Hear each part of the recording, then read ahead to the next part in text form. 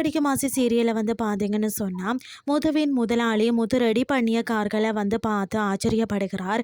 அவர் உடனே முத்து காசு கேட்ட பைனான்சியரும் வருகிறார். இதன் போது செல்வம் முத்துவின் பிரச்சனையை பற்றி பேச முத்துவின் முதலாளியும் அவருக்கு சப்போர்ட் பண்ணுகிறார். இதனால் அந்த பைனான்சியர் நீங்கள் கையெழுத்து போட்டு கொடுத்தால் நான் பணம் கொடுக்கிறேன் என்று கூற அவரும் உடனே சரி என சொல்கிறார். இதனால் வந்து முத்து வந்து அவருக்கு கையெடுத்து கும்பிடுகிறார். இதனைத் தொடர்ந்து வீட்டுக்கு சென்ற முத்து அண்ணாமலையுடன் நடந்தவற்றை கூறி சந்தோஷப்படுகிறார். மேலும் 10 லட்சம் அட்வான்ஸ் வாங்கியதாகவும் அதனை அவருடைய கையில் கொடுத்து சந்தோஷப்படுகிறார். இதை பார்த்து விஜயாவும் சந்தோஷப்படுகிறார். அதற்கு பிறகு மனோஜுக்கு கால் பண்ணி விஜயா முத்து வீட்டு பிரச்சனைகளை முடித்து விட்டதாகவும் அட்வான்ஸ் 10 லட்சம் கொடுத்ததாகவும் மீதி பணம் நாளைக்கு கிடைத்துவிடும், வீட்டை மீட்டு விடலாம் அப்படின்னு சொல்கிறார். இதை கேட்டு மனோஜ் ஆச்சரியப்படுகிறார். மேலும் என்னால் இந்த ஸ்டோர் ரூமில் இருந்து கஷ்டப்பட முடியாது என்று புலம்புகிறார்.